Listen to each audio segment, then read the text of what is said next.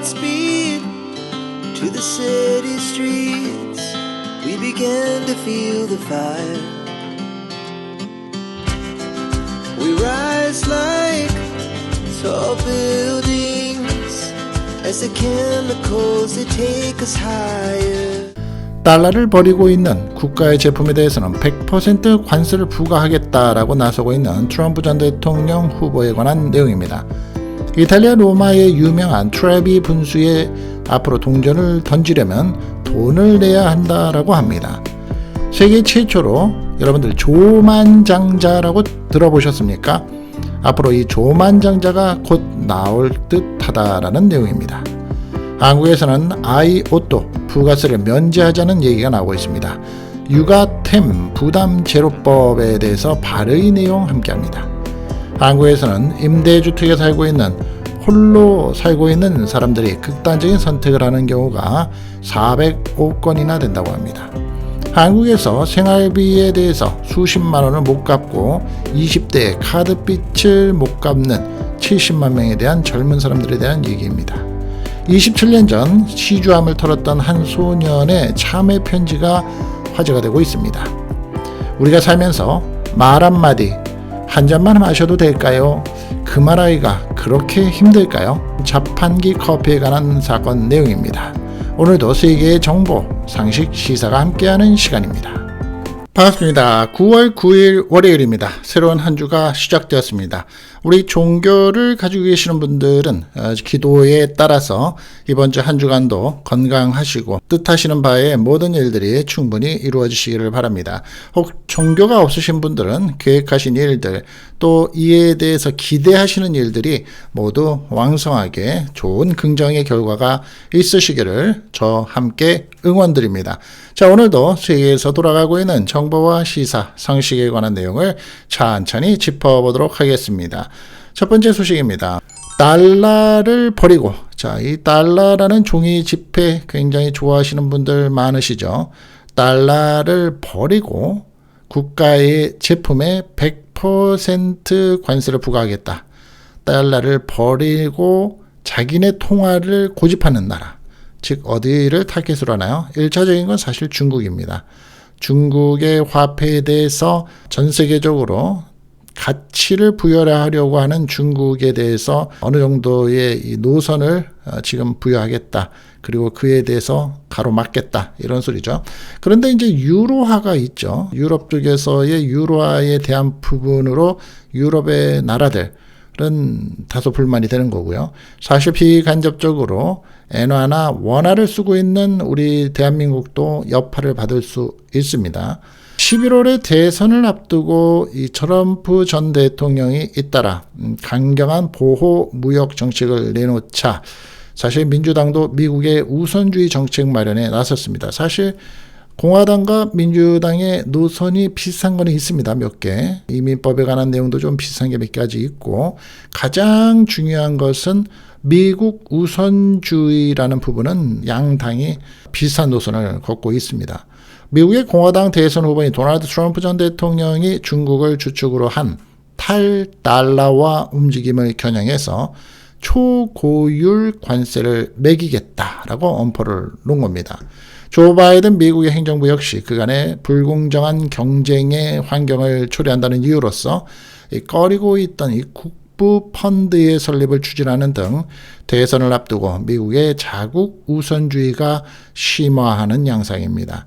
블룸버그 통신에 따르면 트럼프 전 대통령은 7일 위스콘신주에서 유세를 열고 달러를 버리는 국가의 제품에 대해서 100% 관세를 부과할 것이다. 당신의 나라들이 미국과 거래하지 못하게 된다는 것을 의미한다. 라고 밝힌 겁니다. 그것은 이제 달러 결제망을 이탈하려는 국가들을 다 얘기하는 겁니다. 친중국의 나라들도 다 같이 포함이 되는 거죠. 제가 어제 말씀드린 것처럼 파키스탄이라든지 그 외에 몰디브 많은 나라들 제가 어제 설명을 좀 드렸는데 같이 타겟이 되는 겁니다. 그런 이어서 지난 8년간 달러는 집중 포화를 받아왔다라며 내가 대통령이 되면 다른 국가들은 달러를 떠나지 않을 것이다 라고 호언을 했습니다.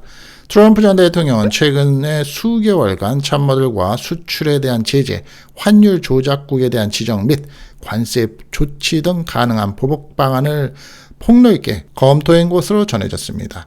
트럼프 전 대통령은 고율 관세가 적대국은 물론이고 동맹국을 대상으로도 가해질 수 있다고 강조를 했습니다.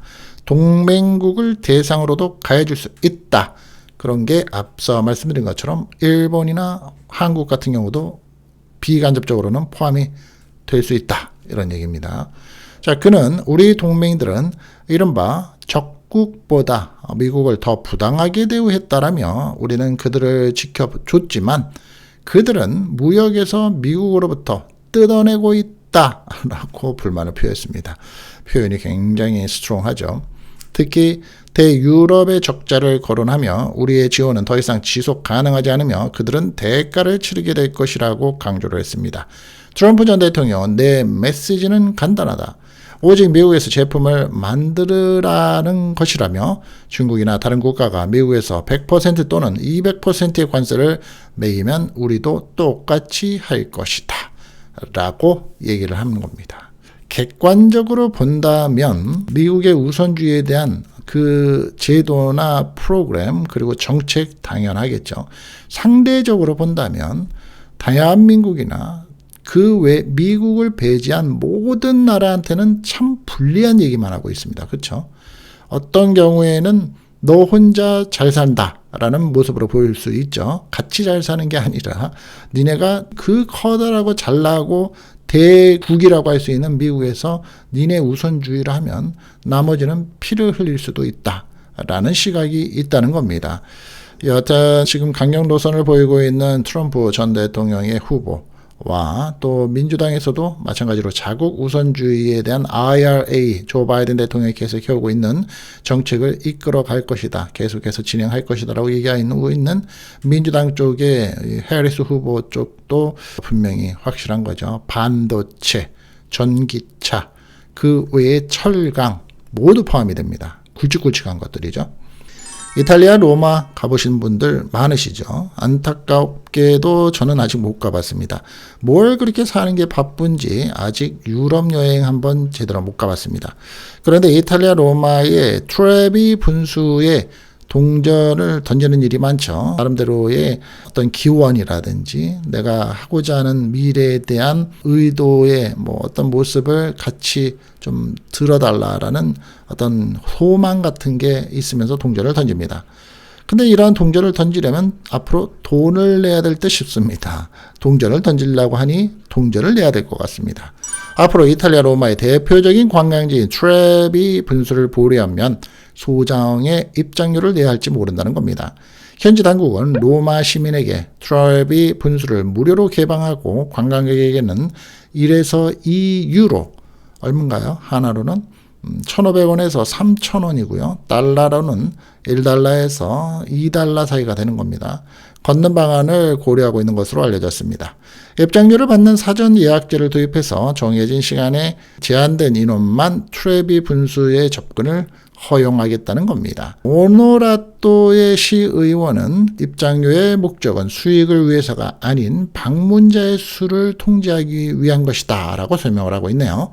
그동안에 무료로 개방을 해온 트레비 분수의 유료화를 고려하는 이유는 관광객이 지나치게 많이 몰려서 관리가 어려워지고 있기 때문이라고 합니다. 연간 수백만 명의 관광객이 찾아오는 데다가 특히 내년에는 캐톨릭의 정기 인연을 맞아 전 세계에서 약 3,200만 명의 관광객과 순례자가 몰릴 것으로 예측이 된다는 겁니다.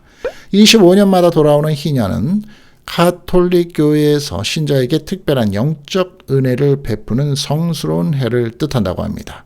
로마 시장은 트레비 분수 관광객 제한 조치에 대해서 매우 긍정적인 가능성이다 라며 트레비 분수의 상황은 기술적으로 관리하기가 상당히 어려워지고 있습니다 라고 토로했습니다.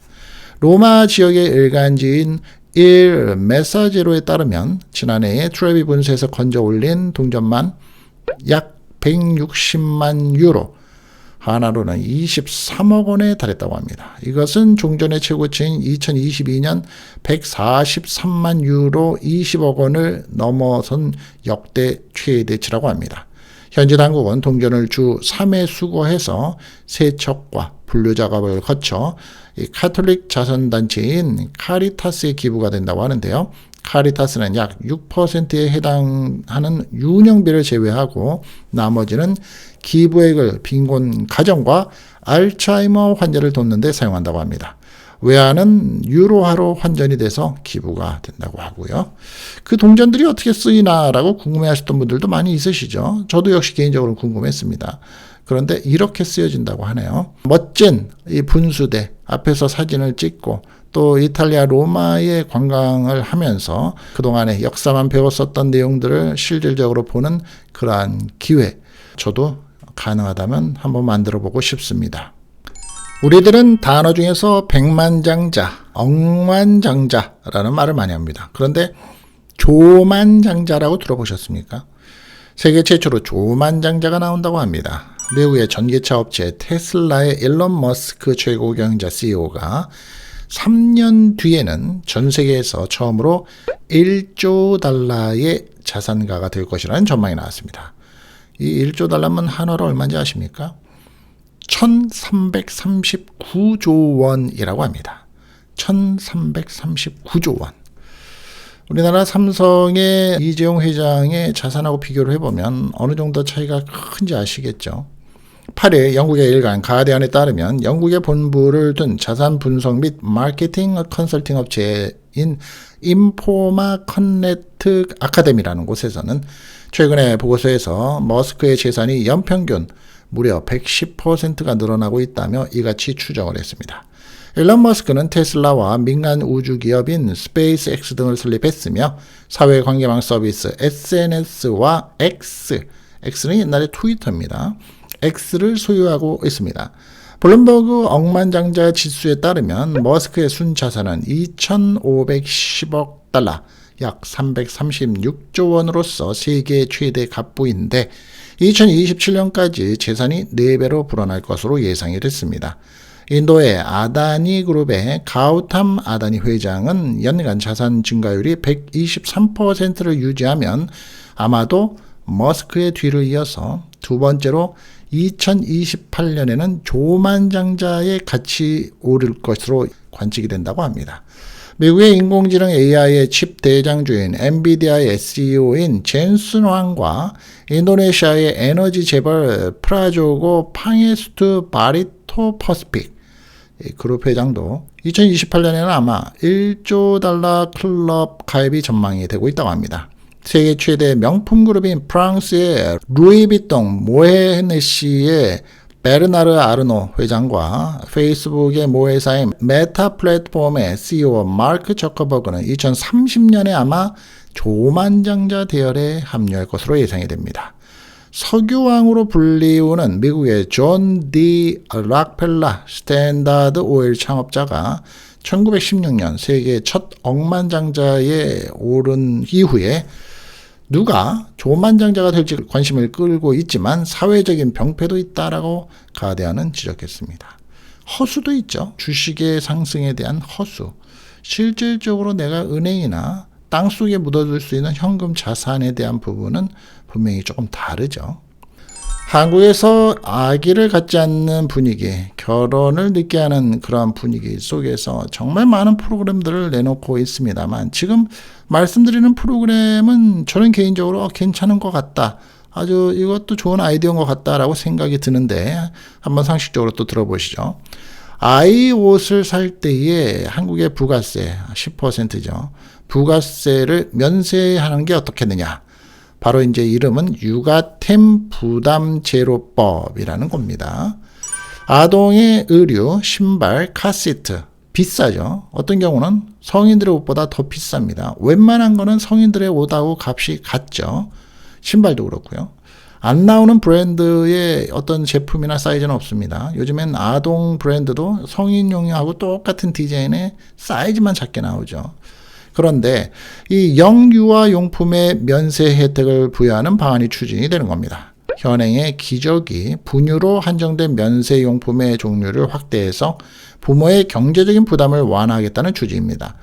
임광현 더불어민주당 의원은 9일 국회 소통관에서 기자회견을 열어서 월급쟁이 소확행 시리즈의 5번째 법안인 육아템 부담제로법, 부가가치세법의 일부 개정 법률안을 발의하겠다라고 밝힌 겁니다. 이러한 법안은 0세에서부터 7세 사이의 영유아 의복 및 신발과 카시트, 도서 및 그 외의 용품을 부가세 면세 대상에서 포함해서 양육비 부담으로 인한 출산 기피를 해소하는 데 도움이 되고자 마련했다고 합니다. 2021년 기준 한국은 0.81명에 비해서 출산율이 높은 영국에는 0.61명의 경우 아동용 카시트 등에 대해서는 부가세 5%의 감면세율과 의류 신발 등에 대해서는 전액 면세를 하고 있다고 하네요. 이런 거 좀 따라한다는 거죠. 따라하는 거가 따로는 좋을 때가 있습니다. 그렇죠?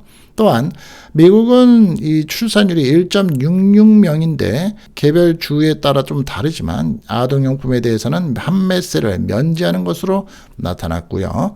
이에 임 의원 측은 추석이 다가오지만 고물가와 장기화로 인해서 이 아이의 옷 한 벌 편하게 사기가 어려운 상황이라며 우리보다 물가가 높은 영국이 유아용품만은 부담 없이 구매할 수 있도록 하고 있다는 그러한 점에서 출생 문제 해결의 단초가 될 수 있다고 보고 있습니다. 이어서 이번에 법안을 통해서 영유아 보호자들의 경제적인 부담을 완화하고 또 예비 부모들의 자녀 교육에도 도움이 될 수 있기를 바란다 라고 밝히고 있습니다. 집을 거의 무이자로 주고 또 집을 장만해서 아기를 낳을 때 출산비에 대한 보조비를 주고 또 아기를 낳고 나서 교육비에 대한 지원을 지금 해주고 있죠. 그런 가운데 입고 먹고 쓰는 유아용품에 대한 비용을 세금을 안 매기겠다라고 한다면 나쁘지 않은 것 같은데 말입니다.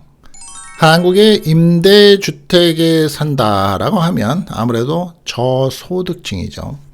한국의 임대주택에서 살다가 혼자서 극단적인 선택을 하는 사람들, 홀로 인생을 마무리하는 사람들이 무려 405건이나 된다고 합니다.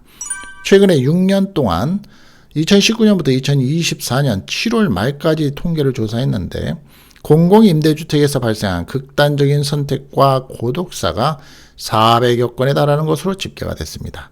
이 때문에 관련 예방 대책이 시급하다라는 지적이 나오고 있습니다. 9일 국회의 국토교통위원회 소속인 이춘석 의원, 더불어민주당의 출신입니다. 전북 익산 갑 출신인데요.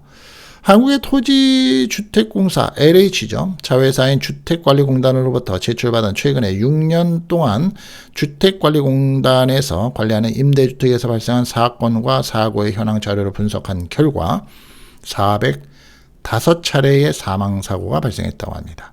이 가운데 극단적인 선택은 229건, 고독사는 176건으로 집계가 됐고요. 같은 기간 동안 발생한 기타의 사고는 직원 폭행이 109건으로 가장 많았고 방화가 40건, 난동으로 인한 업무 방해가 14건, 기물 파손 흉기 협박이 각각 6건이었다고 합니다.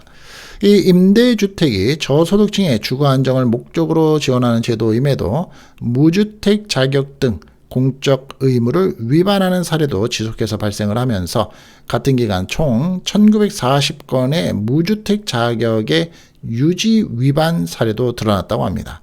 이 기간 공공임대주택 임차권 불법 전매 전대는 7건 발생한 것으로 집계가 됐고요. 이 의원은 사각지대에 놓인 취약층을 점검하고 사회와 단절되지 않도록 보다 가까운 곳에서 각별한 관심을 기울여야 한다라고 강조하고 있네요. 그렇습니다. 저도 개인적으로는 소년, 소녀 가장 그리고 혼자서 가족 없이 마감을 하는 인생을 살다시피 하는 이 독거노인들은 사회에서 관심을 가져줄 수밖에 없습니다. 주변에서 관심을 가져줄 사람이 없기 때문이죠. 가족도 없고 친인척도 없고 그러면 종교기관 또 행정기관 각 타운마다 쉽게 말하면 동사무소 또 주민센터 그리고 정부 이쪽에서 관심을 다 가져줘야지만 행복은 아니더라도 불행한 모습으로 생을 마감하지 않게끔 만들어주는 길이 아닐까 하고 생각을 해봅니다. 한국에서는 생활비로 쓰여지는 돈 수십만 원을 못 갚고 있고 카드 빚이 너무 많아서 못 갚고 있는 20대들이 7만 명이나 된다고 합니다. 금융권 대출을 제때 갚지 못해서 신용 유의자, 옛날 말로는 신용 불량자라고 합니다. 이제 명칭이 바뀌었어요. 한국에서도. 이런 것도 좀 알아두시죠. 신용 불량자라는 말 옛날 말이고요. 요즘에는 신용 유의자, 기억하실 만한 상식적인 얘기죠. 단어입니다. 신용 유의자가 된 20대가 7만 명에 육박하는 것으로 집계됐다며 은행권 대출을 갚지 못해서 신용 유의자가 된 경우가 33,610명으로 전체의 절반가량을 차지했습니다. 저축은행권에서 빌린 돈을 갚지 못한 사람이 22,360명, 신용카드사, 여신 전문 금융업체 대출 연체자가 16,080명 순입니다. 신용평가사의 단기 연체 정보가 등록이 된 20대는 지난 7월 말 기준 73,380명, 여기에는 카드 대금 연체자가 제외가 됐다고 합니다. 그러니 이 부분까지 포함하면 엄청 많은 거죠. 이 중에 금액이 1,000만 원 이하로 소액인 경우가 전체의 90%에 육박하는 64,620명이고요.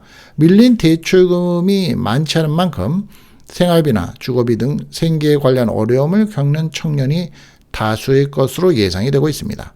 대출의 만기가 3개월을 초과하거나 연체 기간이 6개월을 넘으면 신용정보원의 인적사항이 넘어가서 신용 유의자로 등록이 됩니다. 신용점수가 당연히 급락을 하죠. 그리고 카드 사용할 수 있나요? 없습니다. 은행권의 대출 이용 가능한가요? 어렵습니다. 20대부터 벌써 그러는 거죠. 20대의 신용 유의자가 되면 사회에 발을 본격적으로 내딛기도 전에 내 뒤에는 주홍글씨가 생겨서 빨간 줄이죠. 경제적으로 어려워지게 된다는 겁니다. 안타깝습니다. 왜 여기까지 이런 일들의 모습이 보여지는가 하는 생각이 들어봅니다. 지금으로부터 27년 전 절에 가서 시주함을 털었었던 한 소년의 참회 편지가 이슈가 되고 있습니다. 이렇게 써져 있습니다. 어린 시절 생각이 없었습니다. 27년 전에 여기 자장암에서 시주함을 들고 산으로 가서 통해서 돈을 빼갔습니다. 약 3만 원 정도로 기억이 납니다. 최근에 경남 양산의 통도사 자장암 시주함에서 편지 한 통과 함께 현금 200만 원이 든 봉투가 발견이 되면서 화제가 되고 있습니다. 이름도 남기지 않은 편지의 주인공은 27년 전 자신이 자장암 시주함에서 3만 원을 훔쳤던 사실을 고백하며 곧 아기가 태어날 예정인데 아기에게 당당하고 멋진 아버지가 되고 싶습니다. 감사합니다. 그리고 죄송합니다라며 200만 원을 동봉한 겁니다. 27년 전은 1997년 한국 사회가 전체로서 IMF 구제금융으로 큰 고통을 겪던 시기였죠. 편지는 그리고 며칠 뒤 또 돈을 훔치러 갔는데 한 스님이 제 어깨를 잡고 아무 말 없이 눈을 감고 고개를 좌우로 저으셨습니다. 그날 아무 일도 없었고 집으로 왔습니다. 라는 말로 이어집니다. 당시 어깨를 잡았던 스님은 통도사 주지를 역임하고 지금도 자장암에서 지내는 감원 현문 스님이라고 합니다. 감원이라는 건 뭐냐면 절의 재산을 맡아보는 승직입니다. 즉 회계를 보는 스님을 감원 스님이라고 합니다. 현문 스님. 현문 스님은 그 소년의 얼굴은 기억나지 않지만 그날 일은 또렷이 기억이 난다며 IMF가 터졌던 그 무렵 시주함이 자주 털리곤 했다라고 한국의 조선일보와의 인터뷰에서 밝혔는데요. 그날 앳된 얼굴의 학생이 찾아와서 시주함 주변을 배회하자 스님이 어깨를 잡고 아무런 말 없이 고개를 저어서 제지했다고 합니다. 현문 스님은 그게 두 번째인 줄은 몰랐다라며 당시 비슷한 도난사고를 여러 번 겪었고 IMF로 사람들이 너무 힘든 것을 알았기에 소년을 보낸 후 그 일도 그냥 잊어버렸다라고 말을 합니다. 우연한 인연은 소년의 삶에 큰 영향을 미쳤고요. 이 남성은 그날 이후에 지금까지 한 번도 남의 것을 탐한 적 없고 열심히 잘 살고 있다며 지금 생각해보면 그날 스님이 주문을 넣어서 착해진 것 같습니다. 라고 얘기를 합니다. 그동안 못 와서 죄송합니다. 잠시 빌렸다고 생각해 주시면 감사하겠습니다. 라고 편지에 적었습니다. 현문 스님은 그 편지를 보면서 세상에 이런 사람도 있구나 라고 싶어서 감동을 받았다며 특히 곧 아이가 태어난다는 대목에서 가슴이 뭉클해졌다라고 말을 했습니다. 스님은 이어서 그 소년이 그 일을 계기로 옳은 마음으로 살아왔다는 것이 얼마나 기특하냐 하며 아기가 건강하게 태어나고 그분도 당당하고 멋진 아버지로 살아가길 기원한다라고 말을 했네요. 우리 스님도 멋지십니다. 그렇죠? 이 사람도 용기가 멋집니다. 과거의 잘못과 죄는 분명히 죄이지만 후회하고 후회한 행동에 대해서 다른 또 행동을 반대로 할 수 있다는 건 대단한 용기이다 싶습니다. 저도 박수를 쳐드리고 싶습니다. 세상을 살면서 말 한마디가 참 중요한데 말입니다. 요즘에 자영업자들 굉장히 힘듭니다. 한국에서는 예전에 음식을 먹고 나면 자판기에서 밀크, 커피, 율무차, 유자차를 누르면 나오던 시절이 있었습니다. 그런데 정부에서 한동안 그것을 공짜로 주지 말라고 해서 100원을 집어넣으면 음료수가 나오던 때가 있었습니다. 그 100원도 아까워서 가게의 식당 주인들이 100원을 동전함에 주고서 혹은 음식을 먹고 나서 나갈 때에 커피 한잔 하겠습니다 라고 하면 100원을 주고 그 커피 머신에 동전을 넣어서 먹던 시절이 있었습니다. 그런데 우리 대한민국 사람들도 얼마나 커피를 좋아하는지 요즘에는 그러한 자판기 커피보다는 내리는 드립 커피를 선호합니다. 그러다 보니까 한국에 정말 많은 음식점들이 요즘에는 드립 커피를 놓아둡니다. 그리고 세상이 변해서 요즘에는 배달 기사, 라이더라고 하죠. 라이더들이 많이 있죠. 배달을 하시는 분들. 자, 그러한 분위기 속에서 연상을 하시면서 들어보시면 될 것 같습니다. 자판기에서 커피를 뽑아 마시는 배달 기사에게 손님용이라며 저지를 한 사장 사연에 갑론을박이 벌어졌는데요. 최근에 고깃집 사장 A씨는 자신의 SNS에서 남 먹으라고 한 적이 없는데 라는 제목의 글을 올렸습니다. 해당 글에는 배달 기사와 주고받은 대화가 갈무리 되어 있습니다. 이에 따르면 배달 기사가 주문 번호를 말하자 A씨는 자, 이거 가져가시면 됩니다 라고 안내했습니다. 포장을 해놓죠. 배달기사가 와서 픽업을 하게끔. 미국 같은 건 우버이츠, 그 외에 여러 음식 배달업체를 통해서 이제 그런 형식을 비슷하게 하죠. 도어대쉬 이런 것들이 있고요. 그런데 기사는 이렇게 얘기합니다. 네, 수고하세요 라고 말을 했고 나가면서 자연스럽게 자판기 커피를 뽑아 마셨습니다. 이 모습을 본 A씨는 기사님, 그거 커피 손님용이에요. 사실 손님들 밥값에 포함된 거예요 라고 말을 했습니다. 이를 몰랐던 기사는 그렇군요. 죄송합니다 라고 사과한 뒤 가게를 떠났습니다. A씨는 그 기사가 매번 올 때마다 커피를 뽑아 마시는 게 신경이 쓰였다면서 말이라도 저 이거 마셔도 됩니까? 라고 먼저 물어보면 좋았을 것 같은데 라고 기사의 행동을 지적한 겁니다. 사연을 접한 누리꾼들은 그러한 배포로 무슨 먹는 장사를 하냐? 진짜 쪼잔하다. 먼저 시원하게 한 잔 드세요 하면 안 되냐? 장사하는 사람이 저렇게 야박하면 어찌 장사할까? 사장 머리가 정말 나쁘다. 이제 저 기사는 배달 대충 할 거다 아마. 그 배달 기사도 손님이 될 수 있는 건데 커피 한 잔은 좀 저거 아껴서 큰 돈 벌겠다 등의 사장을 비난했습니다. 특히 한 누리꾼은 커피가 밥값에 포함돼서 기사도 못 줄 정도면 배달 시켜 먹는 사람한테 커피 줘야 하는 거 아니냐? 라며 왜 안 주냐? 라며 비난을 합니다. 결국은 기사가 말 안 하고 먹은 게 얄미워서 뱉은 말 아니냐? 그 식당 어디냐? 너무 치사해서 소문내주고 싶다고 꼬집었습니다. 반면에 또 다른 의견은 그래도 물어보고 마셨어야 한다. 그냥 뽑아 먹으면 절도랑 다른 게 뭐냐? 매번 올 때마다 커피 뽑아 마시는 게 신경 쓰였다는 걸 보니 뽑아 마셔도 그동안 별말 안 했다는 거다. 물어보는 게 예의지. 안 물어보고 먹으면 그게 절도지. 자기 마음대로 마시는 게 문제다 등의 배달기사의 잘못을 얘기하고 있습니다. 우리 시청하시는 여러분들 얼굴 안 보이시죠? 그러니 여러분들 의견 한번 댓글로 남겨줘 보시죠. 어떤 사람의 생각이 옳은 걸까요? 사회 통념으로 본다는 가정과 여러분이 주인이시고 여러분이 배달을 하시는 분의 입장에서 한번 가정을 하셔서 댓글을 한번 나눠줘 보시면 어떨까 싶습니다.